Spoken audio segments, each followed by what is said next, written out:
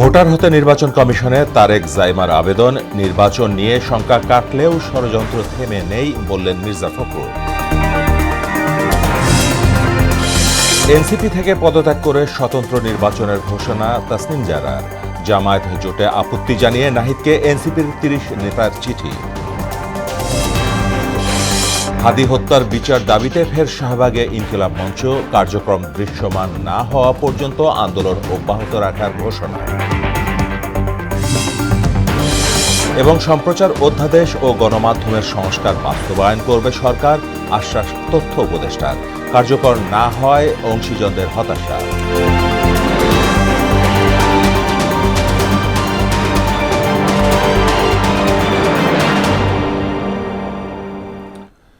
আসসালামু আলাইকুম, সবাইকে মোহনা সংবাদে স্বাগত। শুনছিলেন শিরোনাম, পুরো সংবাদে সঙ্গে আছি মাহমুদ হোসেন।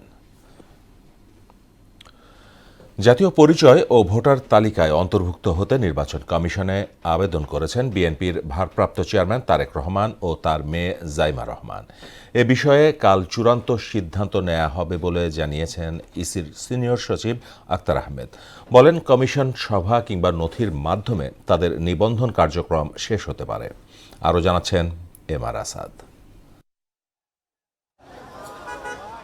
শনিবার দুপুর ১২টার কিছু পর নির্বাচনী প্রশিক্ষণ ইনস্টিটিউটে যান বিএনপির ভারপ্রাপ্ত চেয়ারম্যান তারেক রহমানের স্ত্রী জুবাইদা রহমান ও মেয়ে জাইমা রহমান। কড়া নিরাপত্তার মধ্যে দিয়ে মেয়ে জাইমা রহমান এনআইডি ও ভোটার তালিকায় অন্তর্ভুক্তির আবেদন করেন। এর ঘণ্টাখানেক পরে যান তারেক রহমান। প্রিয় নেতাকে দেখতে ইসি ভবনের সামনে ভিড় জমান নেতাকর্মী, সমর্থক ও উৎসুক জনতা। আঙুলের ছাপ দেয়া, ছবি তোলা ও আইরিশের চিত্র দেন বিএনপির ভারপ্রাপ্ত চেয়ারম্যান। আধা ঘণ্টা পর কঠোর নিরাপত্তার মধ্যে দিয়ে নির্বাচন ভবন ত্যাগ করেন তিনি। পরে ইসি সিনিয়র সচিব জানান, জাতীয় পরিচয়পত্র ও ভোটার তালিকায় নিবন্ধনের জন্য আবেদন করেছেন তারেক রহমান ও তার মেয়ে। আগামীকাল পূর্ণ কমিশন সভায় বিষয়টি চূড়ান্ত হবে। ছবি তুলেছেন, বায়োমেট্রিক্স দিয়েছেন এবং দিয়ে ওনারা আবেদন করেছেন যে ওনাদেরকে যেন ভোটার তালিকায় অন্তর্ভুক্ত করা হয়। এখন আগামীকাল কমিশনে এটা পেশ করা হবে। কমিশনের সিদ্ধান্তের পরে ওনাদেরকে ভোটার তালিকায় অন্তর্ভুক্তি। কমিশনের অনুমতি দুভাবে পাওয়া যায়, একটা হচ্ছে আনুষ্ঠানিক সভা করে, আর একটা হচ্ছে নথির মাধ্যমে।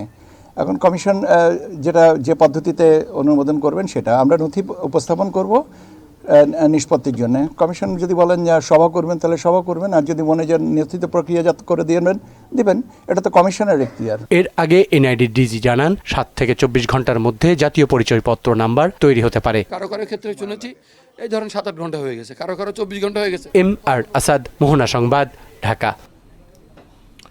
জাতীয় কবি কাজী নজরুল ইসলাম ও শহীদ ওসমান হাদির কবর জিয়ারত করেছেন বিএনপির ভারপ্রাপ্ত চেয়ারম্যান তারেক রহমান। বেলা 11:30টার দিকে ঢাকা বিশ্ববিদ্যালয়ের কেন্দ্রীয় জামে মসজিদ এলাকায় যান তিনি।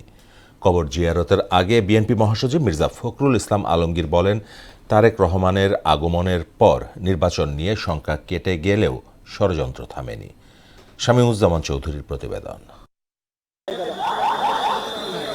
শনিবার সকাল 10:30টায় গুলশানের বাসা থেকে রওনা দেন বিএনপির ভারপ্রাপ্ত চেয়ারম্যান তারেক রহমান। ঘণ্টাখানেকের মধ্যে ঢাকা বিশ্ববিদ্যালয় এলাকায় পৌঁছান তিনি। এ সময় তারেক রহমানকে স্বাগত জানান বিএনপি মহাসচিব মির্জা ফখরুল ইসলাম আলমগীর, স্থায়ী কমিটির সদস্য সালাউদ্দিন আহমেদ সহ শীর্ষ নেতারা। ঢাকা বিশ্ববিদ্যালয়ের ভিসি অধ্যাপক নিয়াজ আহমেদ খান ও শীর্ষ নেতাদের নিয়ে ওসমান হাদির কবর জিয়ারত করেন বিএনপির ভারপ্রাপ্ত চেয়ারম্যান। এরপর জাতীয় কবি কাজী নজরুল ইসলামের সমাধিতেও শ্রদ্ধা নিবেদন ও জিয়ারত করেন তিনি। এর আগে গণমাধ্যমের মুখোমুখি হয়ে বিএনপি মহাসচিব মির্জা ফখরুল ইসলাম আলমগীর বলেন, শরীফ ওসমান হাদির কবর জিয়ারতের মধ্য দিয়ে রাজনৈতিক প্রজ্ঞার পরিচয় দিয়েছেন ভারপ্রাপ্ত চেয়ারম্যান তারেক রহমান। নির্বাচন নিয়ে জনগণের শঙ্কা দূর হয়েছে বলেও মনে করেন তিনি। তার যে রাজনৈতিক প্রজ্ঞা, সেই প্রজ্ঞারই পরিচায়ক। আজকে একটা জটিল রাজনৈতিক পরিস্থিতির মধ্যে যারা তারেক রহমান সাহেবের আগমন বাংলাদেশে এটাকে অনেক সমীকরণগুলোকে সহজ করে। ওসমান হাদির কবর জিয়ারত উপলক্ষে তারেক রহমানের আগমন ঘিরে শাহবাগ সহ পুরো ঢাকা বিশ্ববিদ্যালয় এলাকায় নেওয়া হয় কড়া নিরাপত্তা ব্যবস্থা। দায়িত্ব পালন করেন র্যাব, পুলিশ ও বিজিবি সদস্যরা। শামীমুজ্জামান চৌধুরী, মোহনা সংবাদ, ঢাকা। গণ অধিকার পরিষদের সাধারণ সম্পাদকের পদ ছেড়ে বিএনপিতে যোগ দিয়েছেন রাশেদ খান। ত্রয়োদশ জাতীয় নির্বাচনে ঝিনাইদহ 4 আসনের রাশেদের পক্ষে কাজ করতে জনগণ এবং বিএনপির অঙ্গ সহযোগী সংগঠনের নেতাকর্মীদের প্রতি আহ্বান জানান বিএনপি মহাসচিব মির্জা ফখরুল ইসলাম আলমগীর। দুপুরে গুলশানে দলীয় চেয়ারপারসনের রাজনৈতিক কার্যালয়ে আয়োজিত যোগদান অনুষ্ঠানে গণ অধিকার পরিষদের সাবেক নেতা রাশেদ খান বলেন, মানুষের অধিকার প্রতিষ্ঠায় কাজ করে যাচ্ছে বিএনপি, আর তরুণরাই জাতির ভবিষ্যৎ নির্মাণে এগিয়ে আসবে বলে প্রত্যাশা জানান বিএনপির স্থায়ী কমিটির সদস্য সালাউদ্দিন আহমেদ। সংস্কার, বিচার এবং সুষ্ঠু নির্বাচনের ক্ষেত্রে জনাব তারেক রহমান গুরুত্বপূর্ণ ভূমিকা রাখবেন। কার্যকরভাবে আমরা যাতে তারুণ্যের ভাবনাকে ধারণ করতে পারি এবং মেধা ও প্রযুক্তি নির্ভর জ্ঞান নির্ভর বাংলাদেশ করতে পারি, সেই লক্ষ্যেই আমরা রাশেদ খানকে আমরা স্বাগতম জানাচ্ছি। ঝিনাইদহ সদর কালীগঞ্জ অর্থাৎ ঝিনাইদহ 4 আসনের বিএনপির সকল নেতাকর্মীকে মোহাম্মদ রাশেদ খানের সঙ্গে কাজ করার জন্য এবং তাকে বিজয়ী করার জন্য সর্বশক্তি দিয়ে কাজ করার জন্য। এনসিপি থেকে পদত্যাগ করেছেন দলটির জ্যেষ্ঠ যুগ্ম সদস্য সচিব তাসনিম জারা। বিকেলে নিজের ভেরিফাইড ফেসবুক অ্যাকাউন্টে এক বিবৃতিতে তিনি এই সিদ্ধান্তের কথা জানান। তাসনিম জারা জানান, খিলগাঁয়ের সন্তান হিসেবে তার আজীবনের স্বপ্ন ছিল নিজ এলাকার মানুষের সেবা করা। সংসদ সদস্য হিসেবে দেশের সেবা করার পরিকল্পনা থাকলেও বর্তমান প্রেক্ষাপটে কোনো নির্দিষ্ট রাজনৈতিক দল বা জোটের হয়ে নির্বাচনে না যাওয়ার সিদ্ধান্ত নেন তিনি। তবে নতুন রাজনৈতিক সংস্কৃতি গড়ার প্রতিশ্রুতি রক্ষায় তিনি স্বতন্ত্র প্রার্থী হিসেবে ঢাকা 9 আসন থেকে লড়বেন। জামায়াতে ইসলামী সহ 8 দলীয় জোটের সঙ্গে এনসিপির রাজনৈতিক জোট বা আসন সমঝোতার সম্ভাবনা নিয়ে আপত্তি জানিয়েছেন দলটির কেন্দ্রীয় কমিটির 30 জন সদস্য। গুরুত্বপূর্ণ এই নীতিগত বিষয়ে গভীর উদ্বেগ জানিয়ে দলের আহ্বায়ক নাহিদ ইসলামকে চিঠি দেন তারা। এনসিপি নেতারা তাদের আপত্তির ভিত্তি হিসেবে দলের আদর্শ, জুলাই গণ অভ্যুত্থান সম্পর্কিত ঐতিহাসিক দায়বদ্ধতা এবং গণতান্ত্রিক নৈতিকতার কথা তুলে ধরেন। জুলাই অভ্যুত্থান পরবর্তী 1 বছরে জামায়াতে ইসলামী ও তাদের ছাত্র সংগঠন, ছাত্র শিবিরের বিভাজনমূলক রাজনৈতিক কর্মকাণ্ডের কথাও উল্লেখ করা হয়। আগামী নির্বাচনে বিপুল সংখ্যক বিদেশি পর্যবেক্ষক থাকবে বলে প্রত্যাশা জানিয়েছেন পররাষ্ট্র উপদেষ্টা ডক্টর তৌহিদ হোসেন। তিনি বলেন, এটা হলে সহিংসতার মাত্রা কমবে। দুপুরে ভোলায় ভোটের গাড়ির উদ্বোধনী অনুষ্ঠানে এসব কথা বলেন উপদেষ্টা। গেল 15 বছর দেশে প্রকৃত অর্থে কোনো নির্বাচন হয়নি জানিয়ে তিনি বলেন, ত্রয়োদশ জাতীয় নির্বাচনকে কেন্দ্র করে সব রাজনৈতিক দল প্রস্তুতি গ্রহণ করছে। আগামী ফেব্রুয়ারি 12 তারিখে নির্বাচন হচ্ছে। সবাই এটাতে, সব রাজনৈতিক দল এটাতে অংশগ্রহণের প্রস্তুতি নিচ্ছে এবং আমরা আশা করি যে খুব উৎসবমুখর পরিবেশে এই নির্বাচন অনুষ্ঠিত হবে। গত 15 বছরে কোনো নির্বাচন হয়নি। যদি আপনি নির্বাচনের কথা বলেন তাহলে সর্বশেষ নির্বাচন ছিল 2008-এ। এরপরে আসলে আর কোনো নির্বাচন হয়নি। শহীদ ওসমান হাদি হত্যার বিচার দাবিতে আবারও শাহবাগে অবস্থান নিয়েছে ইনকিলাব মঞ্চ। এতে যোগ দেন জুলাই আন্দোলনে অংশগ্রহণকারী সহ হাদি ভক্তরা। বিচার কাজ দৃশ্যমান না হওয়া পর্যন্ত শাহবাগে অবস্থান অব্যাহত রাখার ঘোষণা দেন তারা। মফির রহমানের রিপোর্ট। হয় ধান নয় প্রাণ, এই স্লোগানে ইংরেজদের বিরুদ্ধে উচ্চকণ্ঠ ছিলেন বিপ্লবী কবি সুকান্ত ভট্টাচার্য।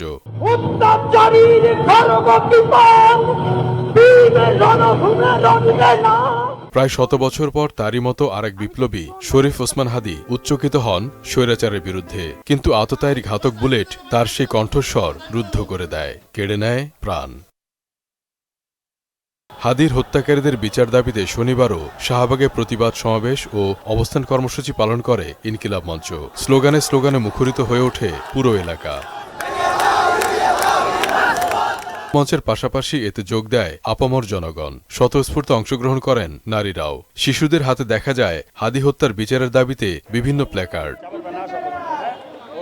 বাংলার মাটিতেই হাদি হত্যার বিচার দেখতে চান আন্দোলনকারীরা। হাদির হত্যার বিচারটা আজ পর্যন্ত কোনো সুষ্ঠু তদন্ত এবং সুষ্ঠু কোনো ঘোষণাও পায়নি, সুষ্ঠু কোনো বিচারও পায়নি। কোনো বিচার প্রক্রিয়া এরকম শুরু হয় নাই, যার কারণে আমরা দাবি দাবা নিয়ে আমরা এখানে আসি। একমাত্র দাবি যেটা আমার কাছে মনে হচ্ছে এবং আমিও যে উদ্দেশ্যে এসেছি সেটা হচ্ছে হাদি হত্যার বিচার চাই আমরা। ইনকিলাব মঞ্চের মুখপাত্র শহীদ ওসমান হাদির হত্যার বিচার কাজ দৃশ্যমান না হওয়া পর্যন্ত শাহবাগ না ছাড়ার ঘোষণা দেন তারা। বিচার প্রক্রিয়া যতক্ষণ পর্যন্ত দৃশ্যমান না হচ্ছে ততক্ষণ পর্যন্ত আমরা রাস্তায় আছি। উনি যেখানেই থাক, যেমনটা জিনাবু বলেছেন, জাহান্নামে থাকলেও সেখান থেকে এনে তাকে বিচার করতে হবে। এদিকে প্রথম আলো ও ডেইলি স্টার অফিসে আগুন দেওয়ার ঘটনায় ঢাকা রিপোর্টার্স ইউনিটির সামনে মানববন্ধন করে ক্রাইম রিপোর্টার্স অ্যাসোসিয়েশন ক্র্যাব।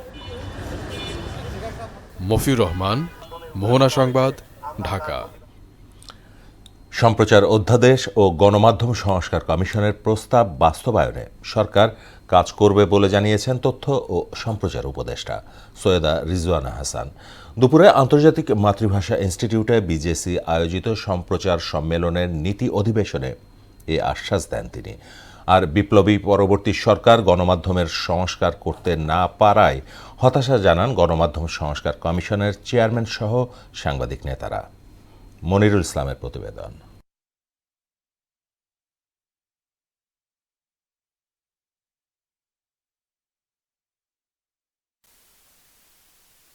নিপীড়িত নিগৃহীত মানুষের কথা তুলে ধরেন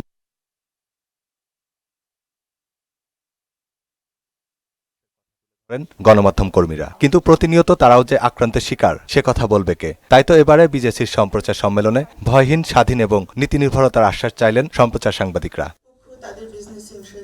শুধু আক্রান্তই নয়, কর্মক্ষেত্রের সুরক্ষা নিয়েও প্রশ্ন তোলেন বিজেসির নেতারা। তাই তো হতাশা সুরেই বিজেসির চেয়ারম্যান বলেন, বিপ্লবী চরিত্রের এই সরকারও স্বাধীন, ভয়হীন গণমাধ্যম নিশ্চিত করতে পারল না। আর গণমাধ্যম কমিশনের একটি প্রস্তাবও বাস্তবায়ন না হওয়ায় হতাশ কমিশন চেয়ারম্যান কামাল আহমেদ। আমি আশা করব যে এই গণমাধ্যম কমিশনের প্রয়োজনীয়তাটা আমরা সবাই উপলব্ধি করব এবং এই গণমাধ্যম কমিশন অচিরেই গঠনের জন্য আমরা সরকারের উপরে চাপ প্রয়োগ করব বা সরকারের কাছে আহ্বান জানাবো। আমরা সংক্ষুব্ধ যে এরকম একটি বিপ্লবী চরিত্রের সরকারের কাছ থেকেও আমরা এইরকম ভয়হীন স্বাধীন সাংবাদিকতার পরিবেশ পেলাম না।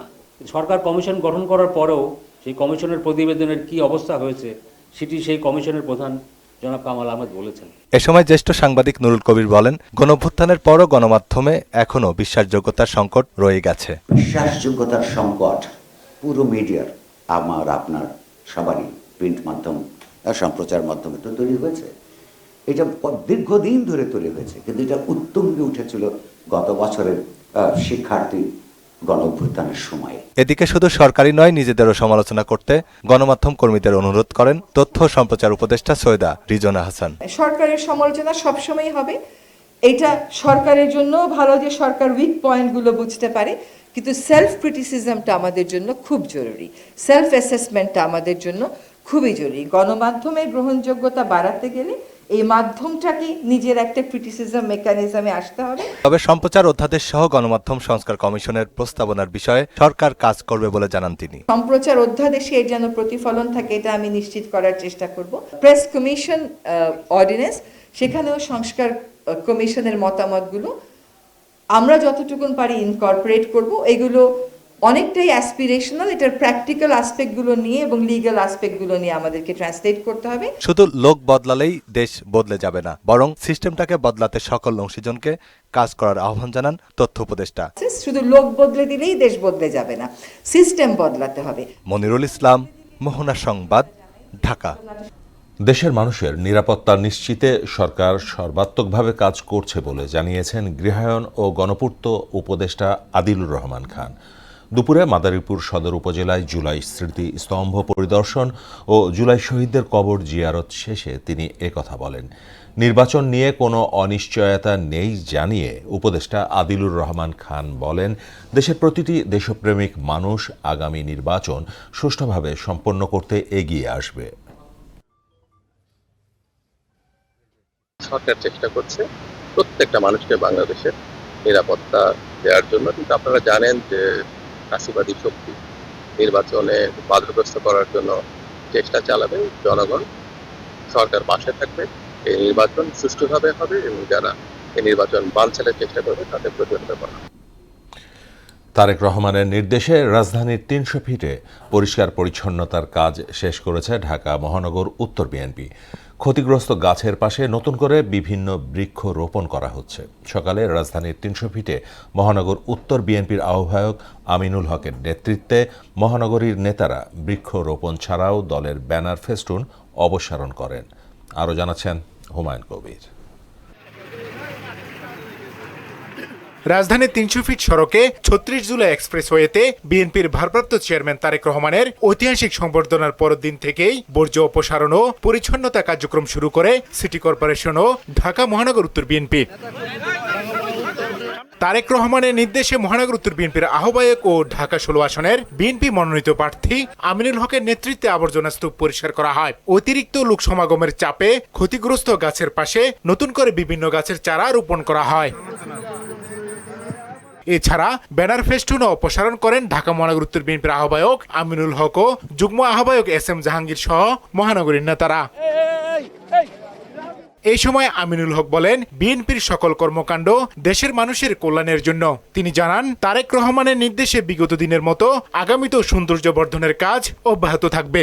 সিটি কর্পোরেশনের সার্বিক সহযোগিতা নিয়ে এবং আমাদের দলীয় সকল নেতাকর্মী এবং স্বেচ্ছাসেবী কর্মীর মাধ্যমে আপনারা দেখতে পাচ্ছেন যে ৩০০ ফিট যে রাস্তাটি, যেটিতে গত পরশুদিন ময়লার স্তূপে পরিণত ছিল, আজকে এটি একদম পরিষ্কার পরিচ্ছন্ন।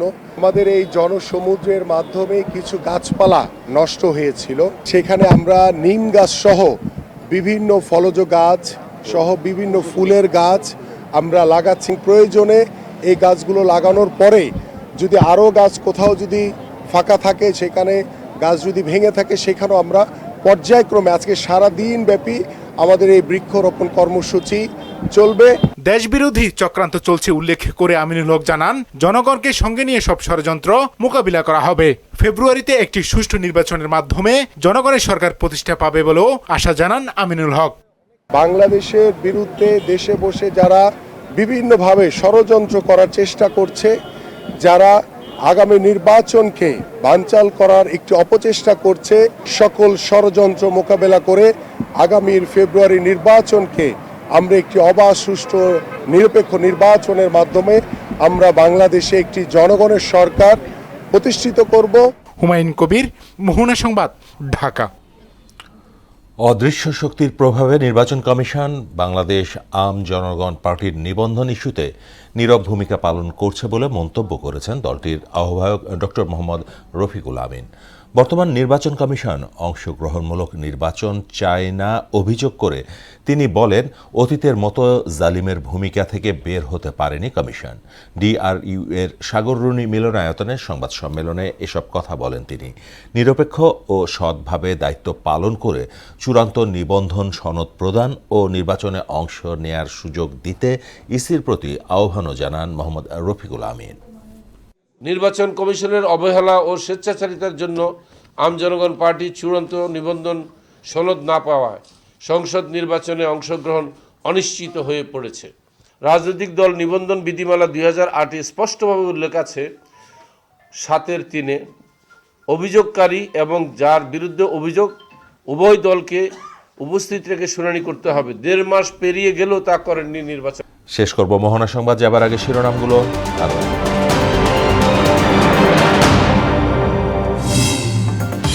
ভোটার হতে নির্বাচন কমিশনে তারেক জাইমার আবেদন, নির্বাচন নিয়ে শঙ্কা কাটলেও ষড়যন্ত্র থেমে নেই বললেন মির্জা ফখরুল। এনসিপি থেকে পদত্যাগ করে স্বতন্ত্র নির্বাচনের ঘোষণা তাসনিম জারার। জামায়াত জোটে আপত্তি জানিয়ে নাহিদকে এনসিপির 30 নেতার চিঠি। হাদি হত্যার বিচার দাবিতে ফের শাহবাগে ইনকিলাব মঞ্চ। কার্যক্রম দৃশ্যমান না হওয়া পর্যন্ত আন্দোলন অব্যাহত রাখার ঘোষণা। এবং সম্প্রচার অধ্যাদেশ ও গণমাধ্যমের সংস্কার বাস্তবায়ন করবে সরকার, আশ্বাস তথ্য উপদেষ্টার। কার্যকর না হওয়ায় অংশীজনদের হতাশা। এই ছিল মোহনা সংবাদে। পরবর্তী সংবাদ রাত 12টায়। মোহনার সবশেষ খবর জানতে ভিজিট করুন www.mohana.tv। সংবাদ দেখতে পারেন ফেসবুক ও ইউটিউবে। এতক্ষণ সঙ্গে থাকার জন্য সবাইকে